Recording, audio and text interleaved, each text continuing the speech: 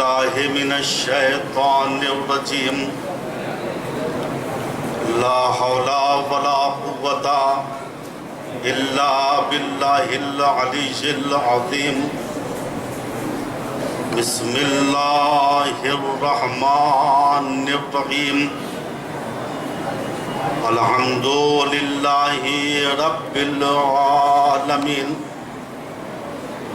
والصلاة والسلام والتحیۃ والاکرام علی نبی الممجد والرسول المسدد والمحمود الامجد النبی الامی المکی المدنی القرشی الہاشمی الابتغی مولانا و مولا الثقلین جد الحسن والحسین بالقاسم محمد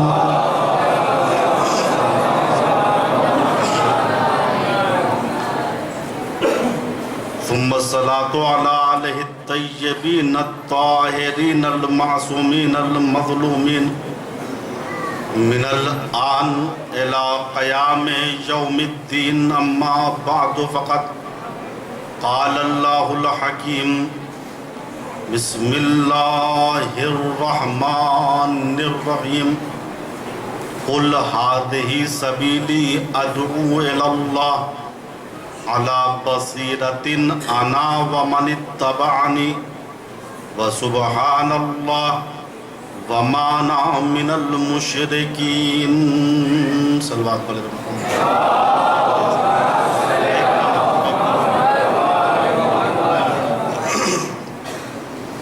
سورہ یوسف آیت 108 جس میں پروردگار عالم ارشاد فرما رہا ہے کہ اے رسول کہہ دیجئے یہ ہے میرا سیدھا سادہ راستہ کہ میں لوگوں کو بصیرت کے ساتھ سوچ سمجھ کے اللہ کی طرف بلاتا ہوں اور اس معاملے میں میرا اتباع کرنے والا میرے ساتھ ہے اور پاک و پاکیزہ ہے ذات پروردگار اور خدا کا شکر ہے کہ میرا تعلق مشرکین سے نہیں ہے۔ موضوع سخن سچا دین اسلام اور سچا مسلمان۔ حقیقت میں جب تک ایک مسلمان قرآن نہ سمجھے، حدیث نہ سمجھے، قرآن پر عمل نہ کرے، حدیث پہ عمل نہ کرے، وہ سچا مسلمان ہو ہی نہیں سکتا۔ ضروری ہے ہمارے لیے پہلے ہم آیات قرآن کو سمجھیں، چونکہ قرآن کی ایک ایک آیت، ایک ایک کلمہ معجزہ ہے۔ کون سا علم ایسا ہے جو ہم مسلمانوں کے پاس نہیں ہے، اور کون سی چیز ایسی ہے جس میں ہم آگے ہوں؟ بات ہے نا، ہر علم ہمارے پاس موجود ہے لیکن مقام عمل میں ہم سب سے پیچھے رہ جاتے ہیں۔ ہم کو چاہیے کہ ہم قرآن سمجھیں۔ قرآن کی شروعات ہے کہے سے بسم اللہ الرحمن الرحیم سے۔ بسم اللہ میں جو کلمہ اللہ ہے، بسم اللہ، یہ ہے اللہ۔ اگر ہم اس کلمہ اللہ کو سمجھ جائیں تو خدا کی قسم ہم سچے مسلمان بن جائیں گے۔ لیکن اللہ کو سمجھنے کے بجائے ہم ان کے پیچھے دوڑنے لگے، کسی مفتی کے پیچھے، کسی مولوی کے پیچھے۔ ٹھیک ہے، مولوی اگر اللہ کی بات بتا رہا ہے، قرآن کی آیت پیش کر رہا ہے، تو مولوی کی بات تھوڑی نہ ہے، تو اللہ کی بات ہے۔ مفتی اگر حدیث پیغمبر بیان کر رہا ہے تو مفتی کی بات تھوڑی نہ، یہ تو رسول کی بات ہے۔ قرآن بتائے گا مانیں گے، حدیث بتائے گا مانیں گے، لیکن جہاں سے اپنی ٹیڑھی فکر شروع کر دے گا وہیں سے پھر مسلمان کی صداقت میں فرق آ جائے گا، مسلمان کا عمل اور ہو جائے گا، علم اور ہو جائے گا۔ چونکہ یہ کلمہ اللہ کتنی مرتبہ ہم استعمال کرتے ہیں، اور یہ کلمہ اللہ وہ ہے کہ اسلام کے جس فرقے سے جس آدمی کا تعلق ہو، کچھ مانے یا نہ مانے لیکن اللہ پاک کو ضرور مانتا ہے۔ پوچھ لیجئے اللہ کے معنی کیا ہے، وہی الجھ جائے گا۔ اللہ کی حقیقت کیا ہے، بغلیں جھانکنے لگے گا۔ کلمہ اللہ دیکھیے، ایک ہے ذات اللہ، ایک ہے لفظ اللہ۔ میرا نام ہے زرغام حیدر، ایک ہے نام زرغام حیدر، ایک ہے جسم وجود عمل، نام الگ ہے وجود الگ۔ میں ذات خدا کی بات نہیں کر رہا ہوں بلکہ لفظ اللہ، خدا کی قسم بڑا مبارک کلمہ ہے۔ قرآن کریم جو ایک معجزاتی کتاب ہے، اس میں سینکڑوں مرتبہ، بلکہ بعض لوگوں نے گنا 7993 مرتبہ تقریباً، یا 2793 مرتبہ کلمہ اللہ کی تکرار ہوئی۔ کیونکہ قرآن میں نہ ایک لفظ زیادہ ہے نہ ایک لفظ کم۔ قرآن کریم کا سورہ ہے 8ویں پارے میں سورہ مجادلہ یا 7ویں پارے میں، اس کی ہر آیت میں کلمہ اللہ موجود ہے۔ یہی لفظ اللہ ہے، غور کیجئے، یہ مذاق کی باتیں نہیں، نہ خطابت ہے، یہ حقیقت ہے، یہ علم ہے۔ یہی لفظ اللہ ہے جو اسم اعظم الہی ہے۔ کہتے ہیں نا فلاں کے پاس اسم اعظم ہے، اسم کے معنی ہے نام، اعظم کے معنی ہے بڑا، یعنی بڑا نام۔ کیا اللہ سے بڑا کوئی نام ہو سکتا ہے؟ یہی کلمہ اللہ، لفظ اللہ کے اسم اعظم الہی۔ جب جناب نوح کی کشتی بھنور میں آ گئی تھی، ڈوبنے لگی تھی، تو انہوں نے یہی لفظ اللہ کہا تھا، تو ان کی کشتی ڈوبنے سے بچ گئی تھی۔ جناب ابراہیم جب آتش نمرود میں جا رہے تھے، جب ایک دم قریب پہنچ گئے تو کہا اللہ، آتش نمرود گلزار ہو گئی۔ جناب موسیٰ اسی لفظ اللہ کے ذریعے سے اپنے عصے کو اژدہا بناتے تھے۔ اور عرض کروں، جناب عیسیٰ جو مردوں کو زندہ کیا کرتے تھے، کچھ پڑھتے نہیں تھے، کہتے تھے اللہ، مردہ زندہ ہو جاتا تھا۔ کتنا عظیم کلمہ ہے۔ آئیے لغت میں دیکھتے ہیں، ڈکشنری میں دیکھتے ہیں کہ اللہ کے معنی کیا ہے۔ ایک مسلمان ہے نا، 3 معنی کو میں بیان کروں گا، 3 میں سے کم ایک معنی ہمارے ذہن میں ہونا چاہیے کہ اللہ کے معنی کیا ہے۔ بعض اہل لغت نے لکھا کہ لفظ اللہ جو ہے مشتق ہے لا سے۔ کلام عرب میں لا کے معنی ہے بلندی، ایسی بلندی جس کے اوپر کوئی بلندی ہو ہی نہ، اسے کہتے ہیں اللہ۔ جتنی بلندیاں ہیں سب ذات پروردگار پہ جا کے ختم ہو جاتی ہیں۔ اب رفعت ہے تو خدا کی، عزت ہے تو خدا کی، بلندی ہے تو خدا کی۔ صرف اللہ بڑا ہے، سن لیجیے، اس کے علاوہ جتنی ذاتیں ہیں سب نیچی ہیں۔ اب اللہ، اب اور کی جملے، اب اللہ جس کو چاہے بلند کرے، جس کو چاہے پست کر دے۔ بلند صرف ذات اللہ، اس کے علاوہ کوئی بلند نہیں۔ اب اللہ جس کو چاہتا ہے بلند کرتا ہے، اور جس کو چاہتا ہے پست کر دیتا ہے۔ اور یہ ایک حقیقت ہے، جس کو اللہ نے بلند کیا، پوری دنیا اگر اس کی دشمن ہو جائے تو وہ نیچا نہیں ہو سکتا ہے، اور جس کو اللہ نے نیچا دکھایا ہے پوری دنیا اسے رضی اللہ کہنے لگے تو وہ بلند نہیں ہو سکتا ہے.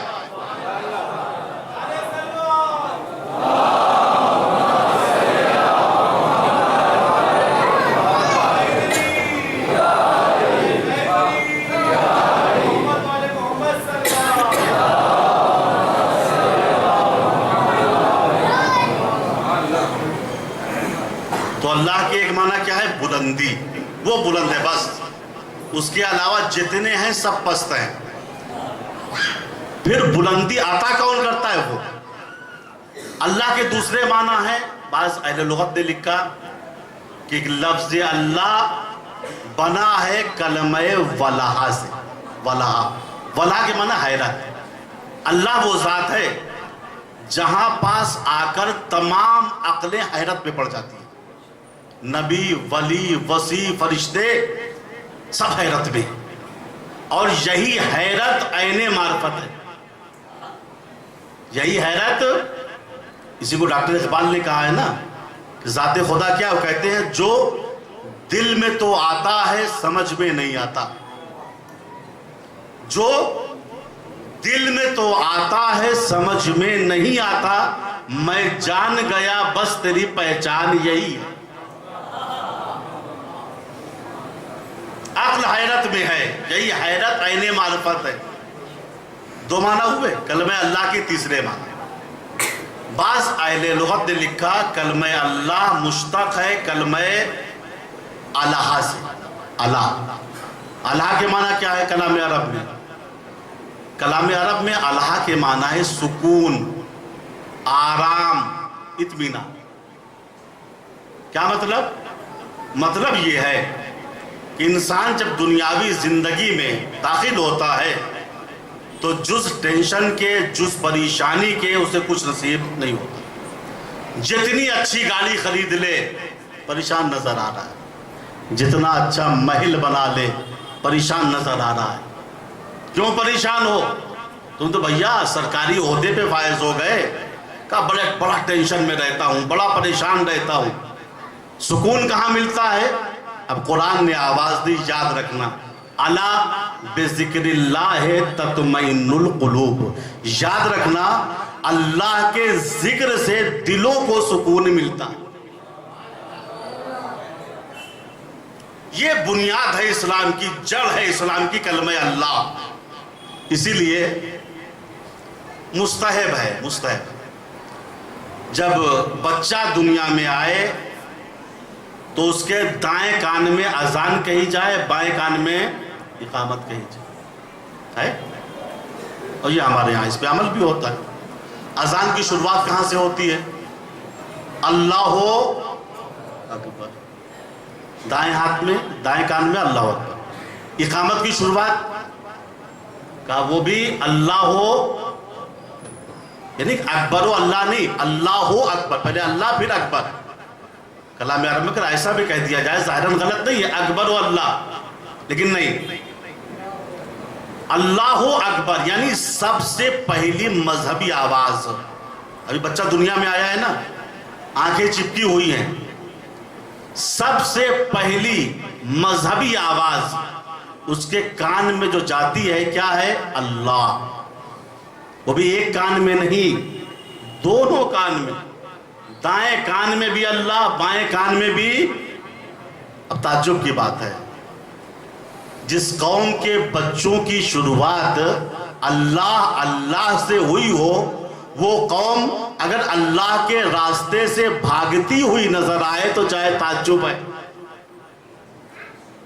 شروع ہو گئی ہماری زندگی اللہ سے، دائیں کان میں بھی اللہ، بائیں کا بہت توجہ سے سنتے رہیے، بائیں کان میں بھی اللہ. یہی بچہ اب جو ہے بڑا ہوتا ہے، جوان ہوتا ہے، نوجوان ہوتا ہے، بوڑھا ہوتا ہے، بستر مرگ پر آ جاتا ہے، ملک الموت سامنے آ گیا، السلام علیکم، چلیے ہمارے ساتھ. حضور پاک حضرت محمد مصطفیٰ صلی اللہ علیہ وسلم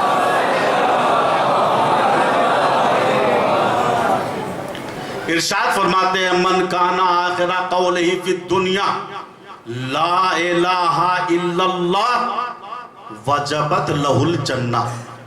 بچوں سنتے رہو، اس دنیا میں جس آدمی کا آخری کلمہ ہو لا الہ الا اللہ، آدمی لا الہ الا اللہ کہے اور مر جائے، تو حضور پاک فرماتے ہیں کہ ایسے انسان پہ جنت واجب ہو جاتی ہے۔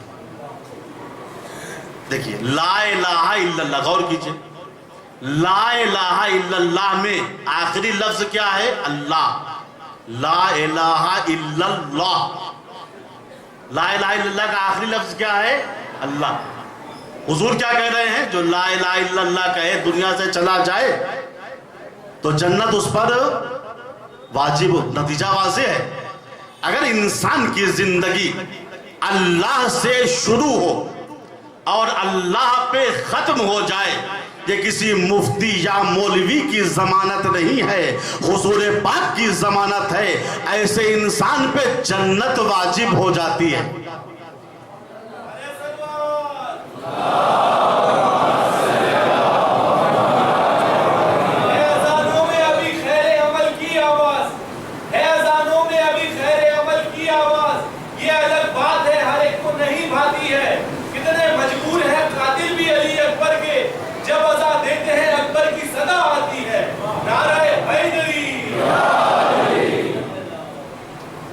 تو سچا مسلمان کون؟ جس کی زندگی اللہ سے شروع ہو اور اللہ پہ ختم ہو جائے، یہ ڈائریکٹ جنت میں جائے گا، کسی سے فتویٰ معلوم کرنے کی ضرورت نہیں ہے، چونکہ یہ حدیث پیغمبر ہے اور یہی قرآن نے کہا ہے فَفِرُّوا مِنَ اللَّهِ یا فَفِرُّوا إِلَى اللَّهِ، اے مسلمانوں اللہ کی طرف آؤ، یا وہ لفظ جو کہتے ہیں وہ آیت پڑھتے ہیں ہم لوگ اِنَّا لِلَّهِ وَإِنَّا إِلَيْهِ رَاجِعُونَ، ہم اللہ کے لیے ہیں، اسی کی طرف پلٹ کے جانا ہے۔ مولا کائنات علی ابن ابی طالب علیہ السلام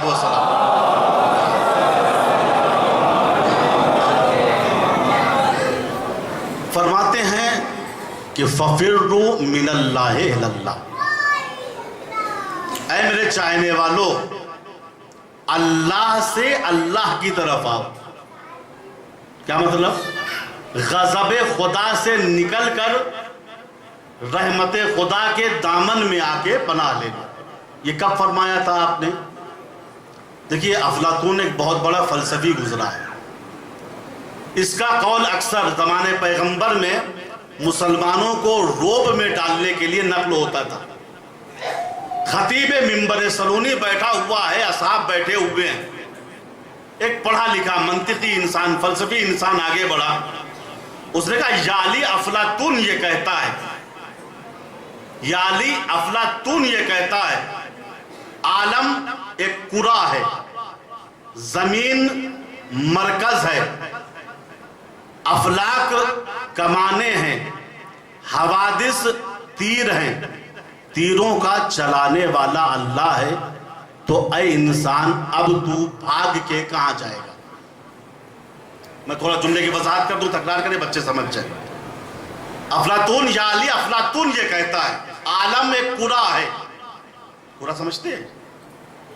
گیند کی شکل میں، بال کی شکل میں، زمین مرکز ہے، ایک نقطہ ہے اس کے مقابلے میں، تیر انداز اس پہ نشانہ لگاتے ہیں، زمین مرکز، افلاک یہ چاند سورج اور بھی جو افلاک ہیں یہ کمان ہیں، حوادث تیر، حوادث یہ حادثہ، یہ مشکلات، آج ابا مر گئے، کل اماں مر گئی، پرسوں ہمارا ایکسیڈنٹ ہو گیا، اس کو کہتے ہیں حادثہ اور حوادث۔ حوادث تیر ہیں، پھر وہ کہتا ہے افلاطون تیروں کا چلانے والا اللہ ہے۔ مشکلات کہاں سے آتی ہیں؟ قضا و قدر سے، جو کچھ لکھا ہوا ہے ادھر سے ہماری طرف آ رہی۔ حوادث تیر ہیں اور تیروں کا چلانے والا اللہ، تو اے انسان تو مجبور ہو گیا، بھاگ کے کہاں جائے؟ جیسے افلاطون کا یہ قول نقل ہوا، اصحاب کے چہرے اتر گئے، یا علی ہم تو مارے گئے، اب دعا کرنے سے کیا فائدہ ہے؟ جب اللہ تیر حوادث کے چلا رہا ہے، انسان نشانہ ہے، تو تیر خدا میں تو خطا نہیں ہو سکتی ہے، یا علی اب ہم کیا کریں؟ آپ حلال مشکلات ہے، راستہ بتائیں۔ امام نے کہا گھبرانے کی ضرورت نہیں ہے، فَفِرُّوا مِنَ اللَّهِ إِلَى اللَّهِ، کہیں اور بھاگ کے جانے کی ضرورت نہیں ہے، اللہ سے اللہ کی طرف بھاگ کے آؤ، غضب خدا سے نکل کر رحمت خدا کے دامن میں آ جاؤ، گناہ چھوڑ کر اللہ کی عبادت میں لگ جاؤ، تو ادھر سے آواز آئے گی یا عبادی الذین اسرفوا علی انفسہم لا تقنطوا من رحمت اللہ ان اللہ یغفر الذنوب جميعا انہ هو الغفور الرحیم۔ اے میرے وہ بندو جنہوں نے اپنے نفسوں پہ ظلم کیا ہے، گناہ کیا ہے، تم اللہ کی رحمت سے مایوس مت ہونا، اللہ تمہارے سارے گناہوں کو معاف کر دے گا۔ غضب خدا سے نکل کے رحمت خدا میں آؤ، تمہاری ابتدا بھی اللہ ہونی چاہیے، تمہاری انتہا بھی اللہ ہونی چاہیے۔ ہر وہ انسان کامیاب ہو جاتا ہے جس کی ابتدا بھی اللہ ہو، جس کی انتہا بھی اللہ ہو۔ علی نے مقام عمل میں اس کا ثبوت دیا۔ آپ دیکھیے علی نے کتنا جہاد کیا، علی نے کتنی جنگ کی، ہر جنگ میں علی کامیاب رہے، لیکن علی نے کبھی بھی اپنی کامیابی کا اعلان نہیں کیا۔ علی نے جنگ بدر فتح کی، کتنی بڑی کامیابی تھی اسلام کی اور علی کی، لیکن علی کامیاب تھے لیکن کامیابی کا اعلان نہیں کیا۔ جنگ احد میں جب بھگدڑ مچی، بڑے بڑے بہادر میدان چھوڑ کے نکل گئے، علی نے تنے تنہا جنگ کو فتح کیا، کتنی بڑی کامیابی تھی، لیکن علی نے اپنی کامیابی کا اعلان نہیں کیا۔ جنگ خندق میں علی کامیاب رہے۔ عمرو بن عبدود جس میں 1000 بہادروں کی طاقت تھی، خندق پار کر کے اس پار آ گیا اور رجس پڑ رہا تھا، مسلمانوں کہاں گئی تمہاری جنت، مارو تو جنت، مرو تو جنت، آؤ میرے مقابلے کے لیے۔ اسلام کی توہین ہو رہی تھی، صدیق اکبر علی ابن ابی طالب آگے بڑھے، ایک ہی ضربت میں اس ملعون کو واصل جہنم کر دیا۔ یہ ایسی ضربت تھی، ایک مرتبہ نبی کی آواز گونجی، ضربت علی جن یوم الخندق افضل من عبادت الثقلین۔ علی کی ایک ضربت جو عمرو بن عبدود کے سر پہ لگی ہے، یہ عبادت جنوں ان سے افضل ہے۔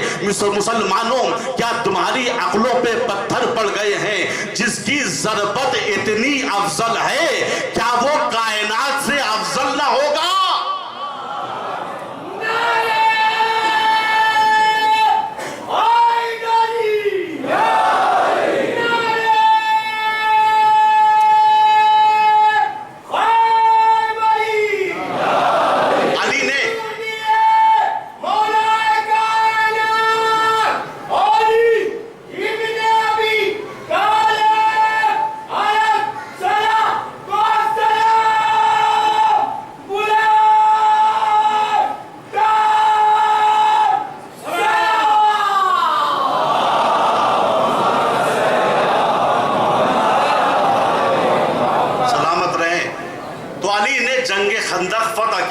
عمرو بن عبدود کو قتل کیا۔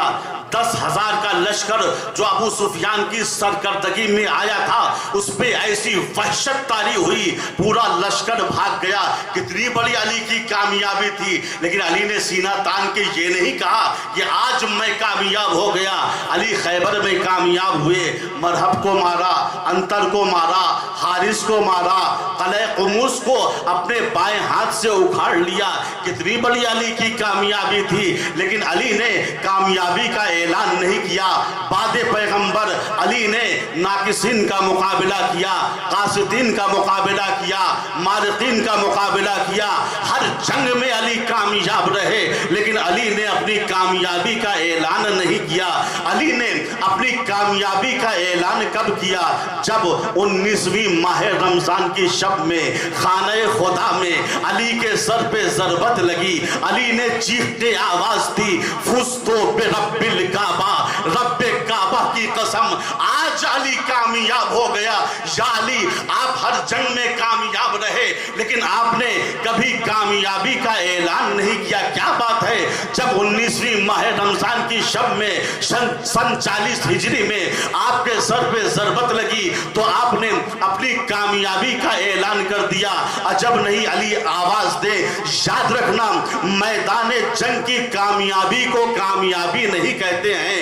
کلمہ خدا کے گھر خانہ کعبہ میں 13 رجب کو پیدا ہوا تھا. 19 ماہ رمضان کو خدا کے گھر میں شہید ہو رہا ہوں. میری ابتدا بھی اللہ ہے, میری انتہا بھی اللہ.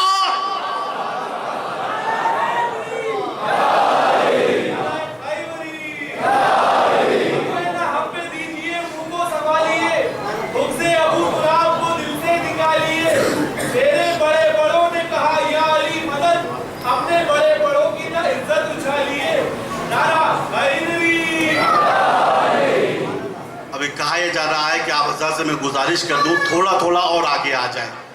شاید مجمع زیادہ باہر بیٹھا ہوا ہے. صلوات پڑھ محمد و آل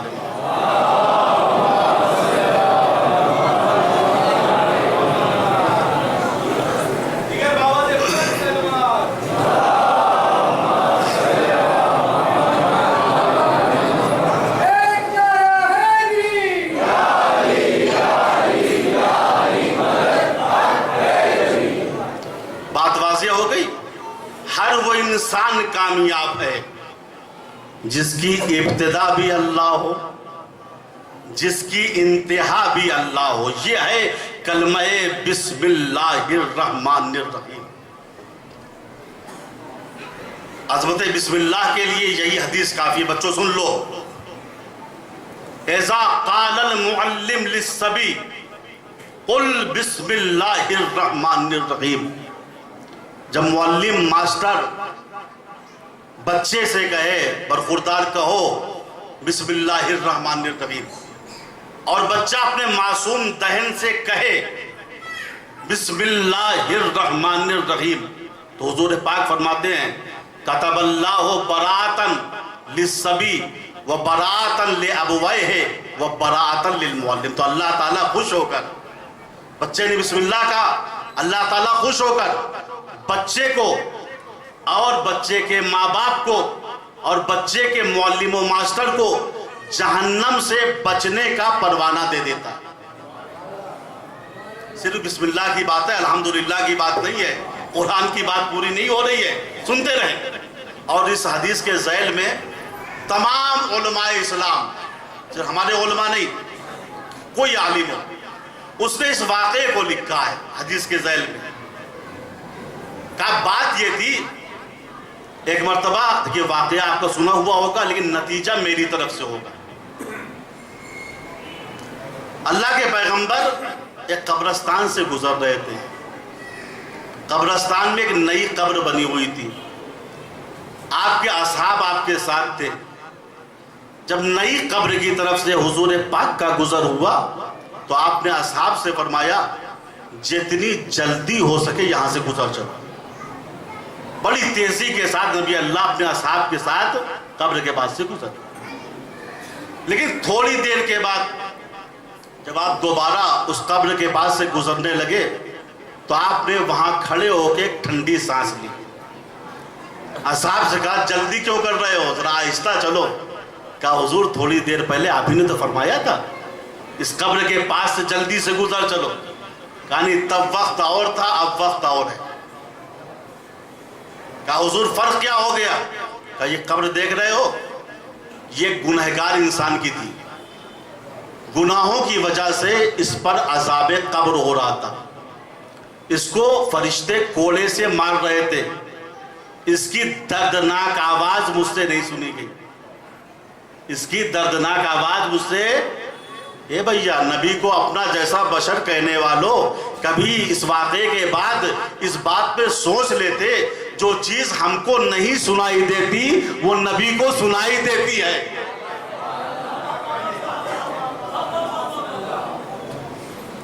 اصحاب نے نہیں سنا, نبی نے سن لیا. تم صحابی سے بڑے تھوڑے ہو سکتے ہو. حضور پاک نے کہا کہ اس وقت معاملہ یہ تھا عذاب کی وجہ سے اس پہ کوڑے برس رہے تھے. اس نے گناہ کیا تھا, عذاب کے کوڑے اس پہ برس رہے تھے. لیکن اب اس کے اوپر رحمت خدا کی بارش ہو رہی ہے. اصحاب نے کہا یا رسول اللہ وہ کس لیے, رحمت خدا کی بارش کیوں ہو رہی ہے؟ حضور نے کہا بات یہ ہے اس اس گنہگار انسان کا ایک چھوٹا سا بچہ تھا. ابھی تھوڑی دیر پہلے بچے کی ماں اسے معلم کے پاس لے گئی. معلم نے بچے سے کہا کہو برخوردار بسم اللہ الرحمن الرحیم. جب بچے نے معصوم تہن سے کلمہ بسم اللہ الرحمن الرحیم کو کہا، ایک مرتبہ دریائے رحمانیت خدا میں جوش آیا. آواز آئی اے عذاب کے فرشتوں، اس گنہگار کی قبر سے واپس آ جاؤ. اے رحمت کے فرشتوں جاؤ، اس پر الہی رحمت کی بوچھار کرو، چونکہ میرے لیے سزاوار نہیں ہے جس کا بچہ میری رحمت کا کلمہ پڑھے میں اس بچے کے باپ پر عذاب نازل کروں. توجہ کیجئے، جس کا بچہ کلمہ بسم اللہ پڑھے میری غیرت گوارا نہیں کرتی، میں اس کے باپ پر عذاب نازل. عزیزو، بچے نے ابھی الحمدللہ نہیں پڑھا، پورا قرآن نہیں پڑھا، صرف کہا بسم اللہ الرحمن الرحیم. اب سوچو، جس کے بیٹے نے الحمدللہ پڑھا ہو، جس کے بیٹے نے پورا قرآن پڑھا ہو، اس بچے کی باپ کی کیا عظمت ہوگی. ہمارے یہاں بیان ہوتا ہے، میں نے مولویوں کے منہ سے سنا، بھئی حافظ بن جاؤ. کیا نتیجہ کیا ہوگا؟ کا نتیجہ یہ ہے کہ حافظ روز قیامت اپنی 7 پشتوں کو بخشوا دے گا.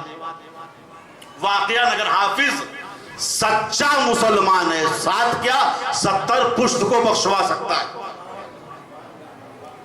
بات ٹھیک ہے نا؟ لیکن اگر سچا مسلمان نہیں ہے تو پھر اس کی ہی بخشائش خطرے میں ہے. بل بیان ہوتا ہے قرآن کی ایک آیت کا معجزہ یہ ہے، بسم اللہ کا معجزہ، بیٹے نے پڑھا، باپ سے عذاب اٹھا لیا گیا. کوئی الحمدللہ اگر پڑھ لے تو اس کے باپ کی عظمت کیا ہوگی، پورا قرآن پڑھ لے اس کی عظمت کیا ہوگی. مسلمانوں، کیا ہو گیا ہے، جس کا بیٹا صرف کہے بسم اللہ الرحمن الرحیم اس کے باپ سے عذاب اٹھا لیا گیا. جملہ ضائع نہیں ہونا چاہیے. جس کا بیٹا صرف کہے بسم اللہ الرحمن الرحیم اس کے باپ سے عذاب اٹھا لیا جائے. اور جس ابو طالب کا بیٹا علی خود پائے بسم اللہ ہو، وہ جہنمی کیسے ہو سکتا ہے؟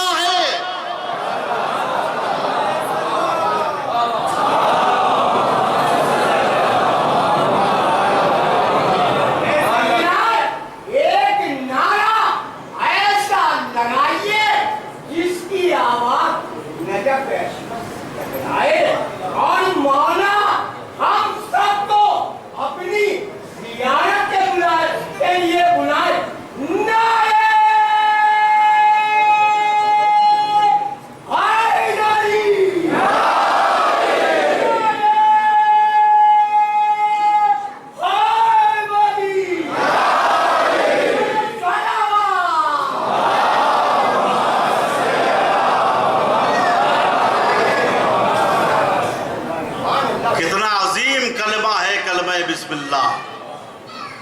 بسم اللہ الرحمن الرحیم. لکھا ہے روم کے بادشاہ کے سر میں درد شدید اٹھا، اطباء کو بلایا گیا، حکمہ آئے، معالجین آئے، علاج کو علاج قصر قرار دیا. طب کی اصطلاح میں جس چیز کا علاج ناممکن ہو جائے اسے علاج قصر کہتے ہیں. روم کا بادشاہ بڑا پریشان ہوا. وہ کافر تھا، عیسائی تھا، لیکن عقل مند تھا، با فکر تھا، سمجھدار تھا. اس نے کہا میری سمجھ میں ایک ترکیب آ گئی، لاؤ قلم اور دعوات، میں مدینے میں حلال مشکلات علی ابن ابی طالب کے پاس خط لکھتا ہوں، وہ میرا علاج تجویز کر دیں گے، کچھ بھی بھیج دیں گے، مجھے شفا ہو جائے گی. عزیزو، روم کا بادشاہ مسلمان نہیں ہے بلکہ عیسائی ہے، کافر ہے، لیکن وہ بے غیرت بھی نہیں ہے. وہ اتنا جانتا ہے کہ علی صرف وہ نہیں ہے جن کے پاس مسائل شرعی کا حل موجود ہو، بلکہ علی نام ہے ایسے مشکل کشا کا کہ کائنات کی مشکلیں اسی مشکل کشا کے در سے حل ہوتی ہیں. کہا لاؤ قلم اور دعوات. قلم و دعوات لایا گیا. اس نے پرچے پہ لکھا خط، یا علی میرے سر میں درد شدید اٹھا ہوا ہے، حکمہ نے جواب دے دیا ہے، معالجین نے جواب دے دیا ہے، حلال مشکلات میری مشکل کو حل کر دو۔ قاصد کے حوالے خط کیا، قاصد خط لے کے مدینے آیا، مولا نے خط پڑھا، جواب لکھا، اس کے اندر ایک چھوٹی سی پرچی رکھ دی جسے رقعہ کہتے ہیں، اور خط میں لکھا، اے بادشاہ روم، جیسے ہی یہ خط تم کو ملے اس پرچی کو جو چھوٹی سی ہے اپنے سر سے مس کر لینا، انشاءاللہ درد غائب ہو جائے گا۔ جب یہ خط بادشاہ روم کے پاس پہنچا، اس نے رقعہ نکالا، سر سے مس کیا، جیسے ہی مس کیا اس کی مشکل آسان ہو گئی، درد ٹھیک ہو گیا۔ وہ چلایا، حکمہ جمع ہو جاؤ، معالجین آ جاؤ، اطباء آ جاؤ، دیکھو علی نے کون سا کیمیکل بھیجا ہے، کون سا طلسم بھیجا ہے، کون سی دوا بھیجی ہے۔ ابھی یہ سر سے مسوا پرچا، میرا درد غائب ہو گیا، دیکھو اس میں ہے کیا۔ اب جو اس پرچی کو کھولا گیا، اس میں نہ کیمیکل تھا نہ دوا تھی، بلکہ بخط جلی لکھا ہوا تھا، بسم اللہ الرحمن الرحیم۔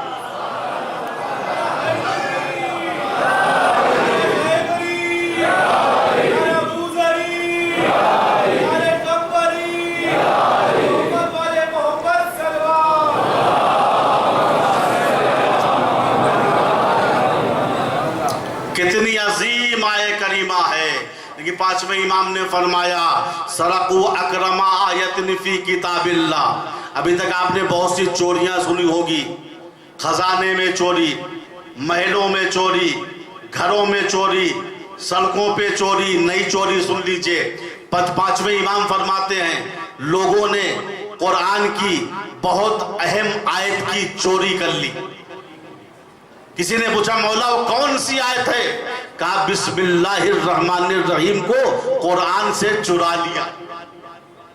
یہ بسم اللہ چھوڑ دیتے ہیں، تبھی تو میں جملہ کہتا ہوں کہ بسم اللہ کے چور پائے بسم اللہ کی عظمت نہیں سمجھ سکتے۔ بابرکت کلمہ ہے۔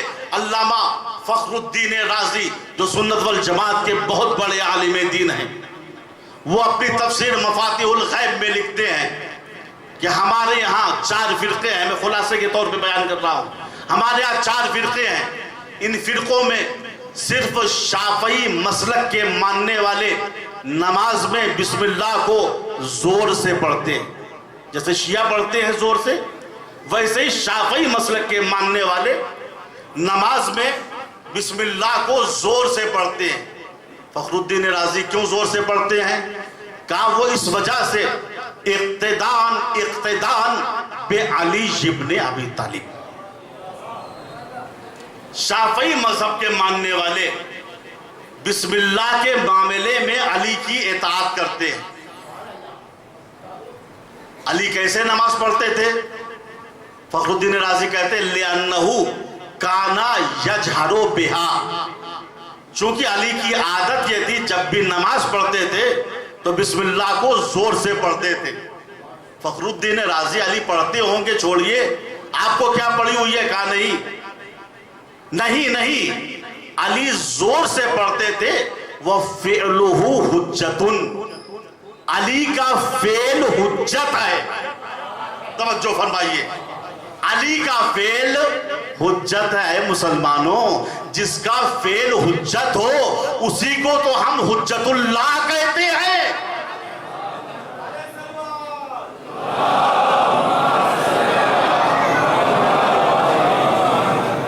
بات ہے وہ علی کا فعل حجت کے معنی یہ ہے، روز قیامت اگر اللہ پوچھے گا کہ تم نے نماز میں زور سے بسم اللہ کیوں پڑھا، ہم سینہ تان کے کہہ دیں گے علی پڑھتے تھے، ہم نے ان کی اقتداء کی ہے۔ حجت کے معنی دلیل ہے ہمارے پاس۔ تو فخر الدین رازی کہتے ہیں کہ علی کا فعل، علی کا کام، علی کا عمل حجت ہے۔ کیوں حجت ہے؟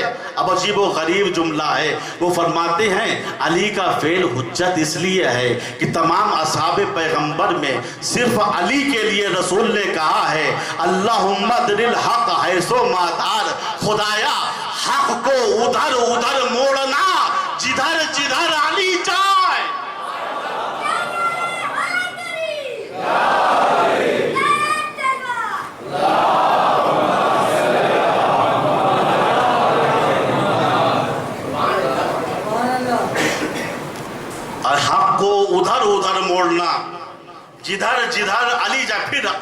آخری جملہ فخر الدین رازی اپنی اسی تفسیر میں آخر میں لکھتے ہیں، دیکھو بھیا تمام مسلمانوں سے گزارش یہ ہے کہ نماز میں بسم اللہ کو پڑھا کر، چونکہ علی ابن ابی طالب پڑھا کرتے تھے، علی کا فعل حجت ہے، اور رسول کی دعا صرف علی کے بارے میں ہے، خدایا حق کو ادھر ادھر موڑنا جدھر جدھر علی جائے۔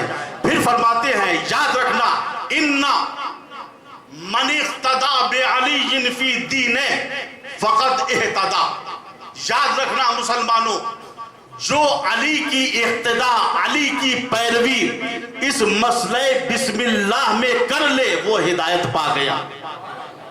پوری شریعت کی بات نہیں ہو رہی ہے، پورے دین کی بات نہیں ہو رہی ہے، فخر الدین یہ کہہ رہے ہیں کہ جو مسئلہ بسم اللہ میں علی کی بات مان لے وہ ہدایت پا گیا۔ اگر فخر الدین رازی زندہ ہوتے تو میں ان سے مناظرہ کرتا اور کہتا فخر الدین رازی آپ ہم شیعوں کے ساتھ انصاف کیوں نہیں کرتے؟ جو ایک مسئلہ بسم اللہ میں علی کی اقتدا کر لے وہ تو ہدایت پا جائے، اور جو پوری شریعت اسلام میں علی کی اقتدا کرے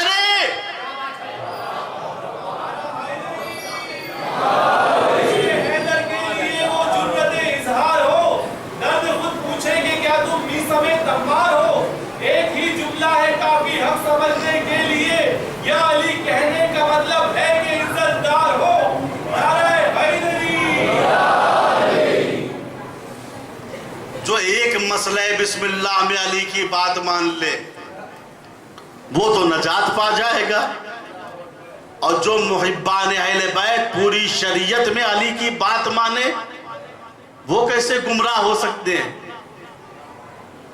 یہ ہے کلمہ بسم اللہ، یہ ہے عظمت بسم اللہ۔ ایک چیز اور، وقت جو ہے بہت تیزی کے ساتھ گزر گیا، اصل میں بسم اللہ کی شروعات قرآنی لحاظ سے کب سے ہوئی؟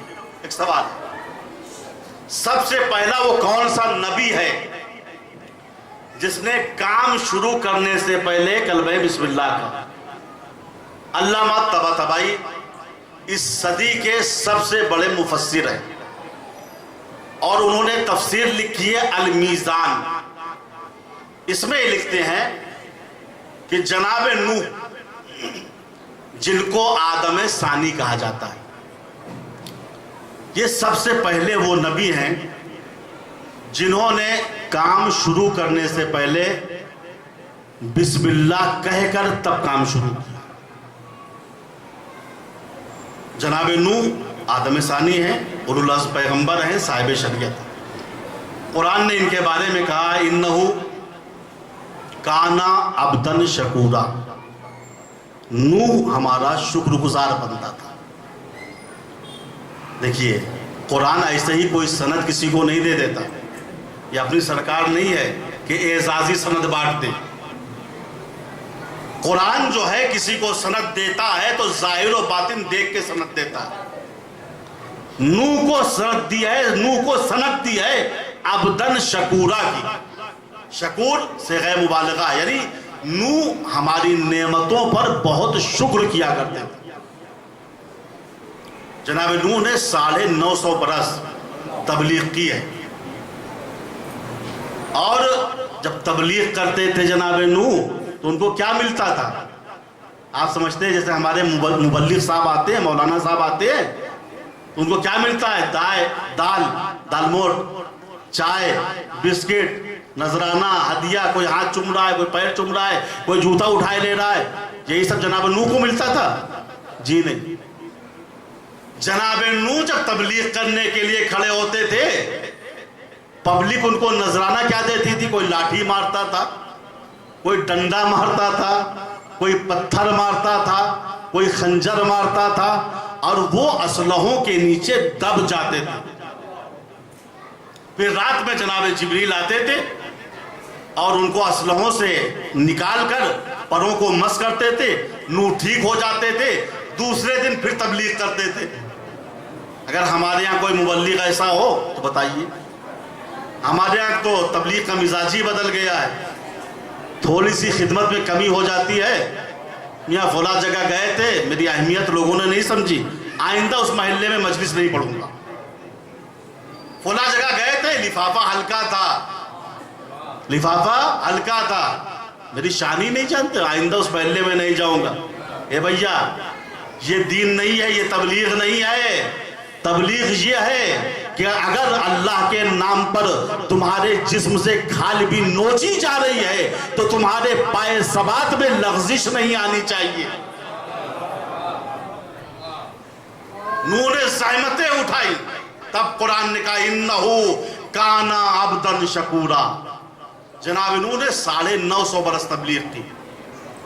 قرآن نے کہا ان کے اوپر ایمان لانے والے بہت کم لوگ تھے. بقول علامہ طباطبائی کے کل 80 لوگ ان کے ہاتھوں پر اللہ والے بنے تھے. 950 سال میں کتنے لوگ؟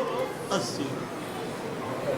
لہذا دیکھیں ہمارا فریضہ ہے کہ ہم تبلیغ دین کریں, کوئی مانے یا نہ مانے, احکام خدا کو پہنچائیں تاکہ ہم سچے اسلام کو مسلمانوں تک پہنچا دیں. جناب انہوں نے 950 برس تبلیغ کی, اس کے بعد دیکھ لیا کہ اب ان کی نسلوں میں بھی کوئی مومن نہیں ہے. یہ میں نہیں کہہ رہا, سورہ نوح اٹھا کے دیکھیے گا, قرآن کہہ رہا ہے.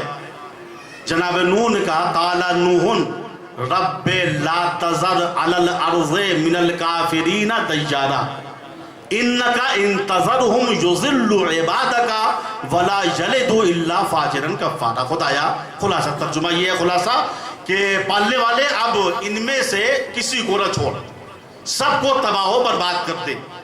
ہم نے ان کی نسلوں میں دیکھ لیا ہے, یہ نبی ہے کہہ رہا ہے, اشرف الانبیاء نہیں, نوح جیسا نبی کہہ رہا ہے, میں نے نسلوں میں دیکھ لیا ہے کہ ان کی نسلوں میں کوئی مومن نہیں ہے.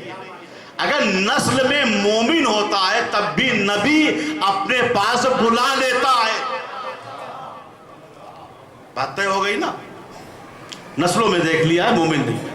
اب اللہ کہتا ہے وَأُوحِيَ إِلَىٰ نُوحٍ, سورہ ہود اٹھا کے دیکھیے گا, وہی ہوئی جناب نوح کی طرف کہ أَنَّهُ لَن يُؤْمِنَ مِن قَوْمِكَ إِلَّا مَنْ قَدْ آمَنَ فَلَا تَبْتَئِسْ بِمَا كَانُوا يَعْمَلُونَ. اے نوح, جو ہونا تھا سو ہو چکا, اب تم تیاری کرو.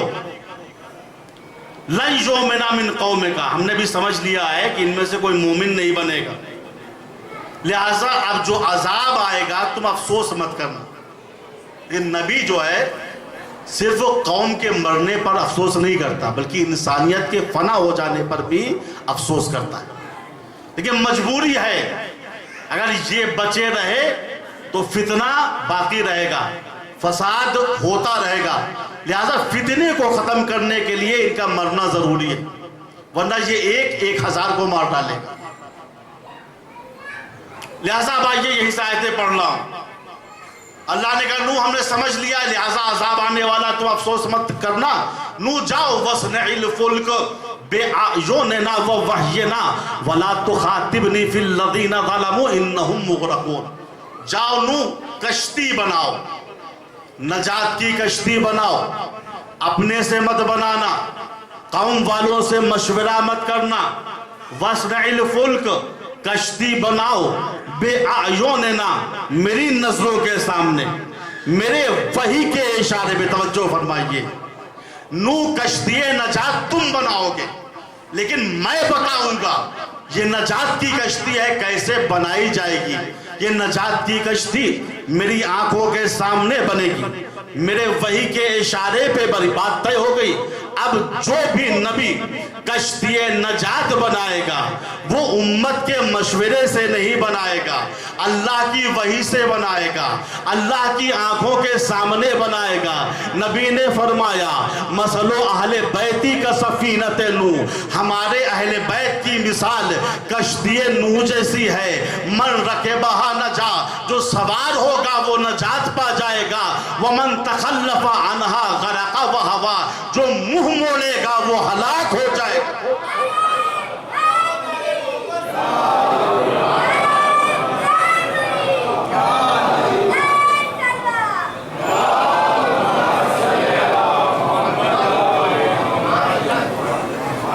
جناب نوح کی کشتی بن گئی. پانی شروع ہو گیا. لکھا ہے جس تنور سے نوح کی زوجہ روز روٹیاں پکا کے نکالتی تھی اس میں سے آگ نکلتی تھی, اس دن ایسا ہوا اسی تنور سے اتنا پانی نکلا کہ پوری دنیا پانی پانی ہو گئی. زمین کے سارے چشمے ابلنے لگے, آسمان سے موسلادھار بارش ہونے لگی. نوح کی کشتی سطح زمین سے اٹھ کے سطح آب پہ آ گئی. 80 آدمی سوار ہو گئے. نوح نے کچھ جانوروں کو بھی سوار کر لیا تھا. اب نوح نے اپنے بیٹے کی طرف مخاطب ہو کے کہا میرے لال ارکب معنا, آؤ تم بھی سوار ہو جاؤ. نوح کے بیٹے نے کہا نہیں ابا جان, سآوی الی جبل یعصمنی من الماء, ابا میں کشتی نجات پہ نہیں بیٹھوں گا, میں پہاڑی پہ چڑھ جاؤں گا, پہاڑی مجھ کو نجات دے دے گی. نوح نے کہا بیٹا یہ عذاب الہی کا پانی ہے, عذاب سے کشتی بچائے گی پہاڑی نہیں بچائے گی. نہیں مانا. نوح کا بیٹا کہانی پہاڑی بچا لے گی, کشتی سے منہ موڑا. نتیجہ کیا ہوا؟ خود بھی ڈوبا, پہاڑی کو ساتھ میں لے کے ڈوب گیا. زوجہ بھی نہیں آئی. دیکھیے نجات کے لیے یہ نہیں دیکھنا یہ نبی کی زوجہ ہے, یہ نبی کا بیٹا ہے, یہ نبی کے رشتہ دار ہے. نجات کے لیے یہ دیکھنا ہے کہ یہ شخص کشتی پہ سوار ہوا یا نہیں ہوا. اکثریت کو مت دیکھنا, چونکہ جناب نوح کی قوم کی اکثریت کشتی پہ نہیں بیٹھی تھی. نتیجہ کیا ہوا؟ وہ سوچ رہے تھے ہم بھیا زیادہ ہیں ہم نجات پا جائیں گے, لیکن جب عذاب کا پانی آیا تو اکثریت ڈوب گئی چونکہ کشتی پہ سوار نہیں تھی. اقلیت بچ گئی چونکہ کشتی پہ سوار تھی. آج لوگ کہتے ہیں یہ اہل بیت والے کم ہیں, یہ کیا نجات پائیں گے, ہماری اکثریت ہے, ہماری جمہوریت ہے, ہم نجات پائیں گے. عزیزو اکثریت اور اقلیت سے کچھ نہیں ہوتا, دیکھنا یہ ہے کہ نبی کی کشتی نجات پہ کون سوار ہے.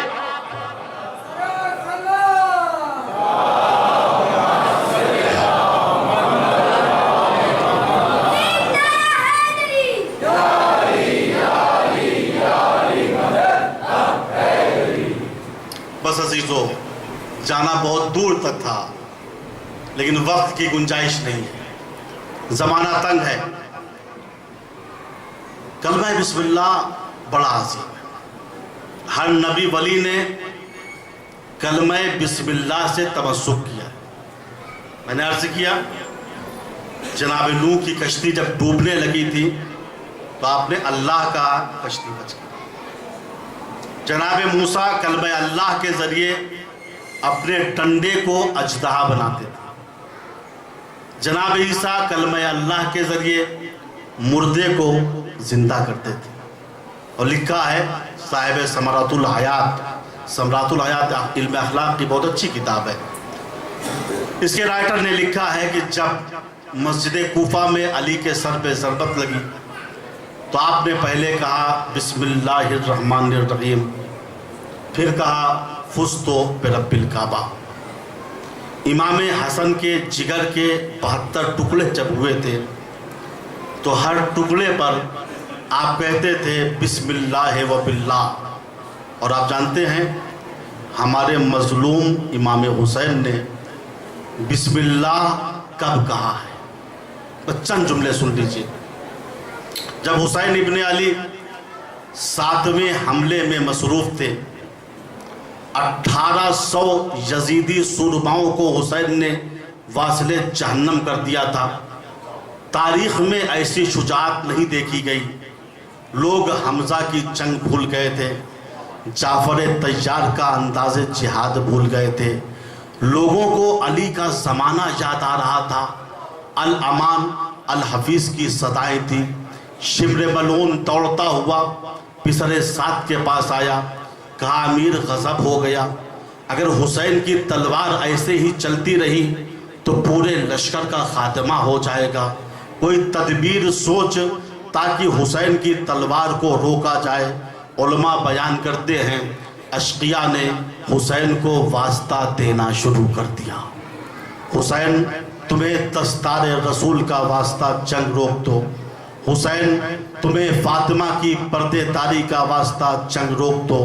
حسین تمہیں اکبر کی جوانی کا واسطہ جنگ روک دو. حسین تمہیں علی اصغر کے بچپنے کا واسطہ جنگ روک دو. حسین تمہیں عباس کے بازوؤں کا واسطہ جنگ روک دو. آواز قدرت بھی آ گئی. یا ایتھا النفس المطمئنہ ارجعی الی ربک راضیۃ مرضیہ. اے نفس مطمئنہ کے مالک حسین شجاعت کے جوہر دکھا چکے، اب ذرا صبر کے جوہر کو دکھا دو.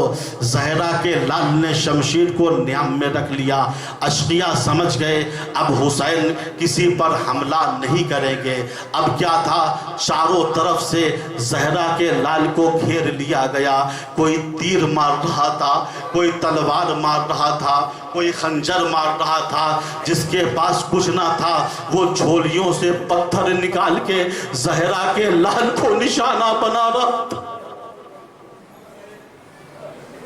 علامہ فاضل بسطامی کہتے ہیں پسر سعد نے تیر اندازوں کو حکم دیا، کیا دیکھتے ہو جس میں حسین کو نشانہ بناؤ. 15,000 تیر انداز آگے بڑھے، جس میں حسین کو نشانہ بنایا. سوچو عزادارو، کیا زہرا نے اپنے لال کو اسی لیے پالا تھا؟ علامہ فاضل بسطامی لکھتے ہیں کہ 15,000 تیر انداز آگے بڑھے، جس میں حسین کو نشانہ بنایا. بس عزادارو، اسی لیے امام زمانہ زیارت ناہیہ میں فرماتے ہیں سلام ہو اس جد پہ جس کا لاشا نہ زین پہ تھا نہ زمین پہ تھا. اجرکم اللہ. حسین زخمی ہو چکے ہیں، پشت فرس پہ جھوم رہے ہیں. بعض علماء نے لکھا ایک شخص نے حسین کی پیشانی پہ پتھر مارا، حسین کی پیشانی سے خون کا فوارہ نکلا. حسین نے دامن قبا کو اٹھایا تاکہ پیشانی کا خون صاف کرے. سفیدی قلب نمایاں ہو گئی. اب یہ مقتل کے جملے ہیں فجاء سہم مسموم لہو ثلاث شعب. 3 بھال کا زہر آلود تیر آیا. فوصبا علی قلب الحسین، جو حسین کے دل پہ لگا. زہرا کے لال نے تیر کو آگے سے پکڑا، کئی مرتبہ جھٹکا دیا تاکہ تیر نکل جائے، لیکن عزادارو آگے سے تیر نہ نکلا. حسین نے پشت کی جانب سے تیر کو نکالا. فجرت دم و قلبی ذاب. اب کیا تھا، پرنالے کی طریقے سے خون بہنے لگا. زہرا کا لال روبہ قبلہ ہوا اور آواز دی بسم اللہ و باللہ. ختم ہو گئے مصائب. عزادارو 2 جملے اور سن لیجئے. جب زہرا کا لال پشت فرس پہ جھوم رہا تھا، روایت کہتی ہے فَمَالَ الْحُسَيْنُ يَمِينًا فَمَالَ الْفَرَسُ يَمِينًا. حسین جب دائیں جانب جھکے تو گھوڑا دائیں جانب جھک گیا. فَمَالَ الْحُسَيْنُ شِمَالًا فَمَالَ الْفَرَسُ شِمَالًا. حسین جب بائیں جانب جھکے تو گھوڑا بائیں جانب جھک گیا. جب اسب باوفا نے دیکھا میرے سوار میں اتنی طاقت نہیں ہے کہ میری پشت پہ سوار رہ سکے، تو 2 زانو ہو کے بیٹھ گیا. لیجیے عزادارو، قیامت آ گئی. حسین پشت فرس سے زمین پہ آئے. شمر کا خنجر چلا، حسین کا گلا کٹا. الا قتل الحسین بے کربلا، الا ذبح الحسین بے کربلا کی آوازیں بلند ہوئی. جنگل سے آئی فاطمہ زہرا کی جنگل سے آئی فاطمہ زہرا کی یہ صدا. امت نے مجھ کو لوٹ لیا واہ مصیبتا. اب کون ہے جو حق رفاقت کرے ادا. ہے یہ ظلم اور 2 عالم کا مقتدا. ارے 1900 تھے زخم تنے چاک چاک پر، زینب نکل حسین تڑپتے ہیں خاک.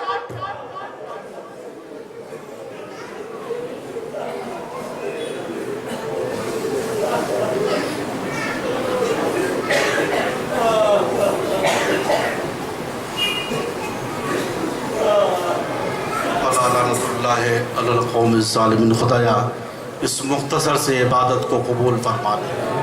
خدایا جو ہم میں پریشان حال ہیں ان کی پریشانیوں کو دور فرما دے. خدایا جو ہم میں مقروض ہیں ان کے قرضوں کو ادا فرما دے. خدایا جو ہم میں بے روزگار ہیں ان کو روزگار سے لگا دے. خدایا جن کو روزگار میں نقصان ہو رہا ہے ان کی منفعت میں دن دونا رات چوگنا اضافہ فرما. خدایا جن لوگوں نے دعا کے لیے کہا ہے اور ان کے گھر میں مریض ہے بحق بیمار کربلا تمام مریضوں کو اپنے در سے شفائے کاملہ و عاجلہ عطا فرما. خدایا دنیا ظلم و جور سے بھر چکی ہے. ہمارے امام زمانہ کے ذریعے سے ہماری مدد فرما اور ہم سب کو ان کے اعوان و انصار میں قرار دے. وآخر دعوانا ان الحمد للہ رب العالمین.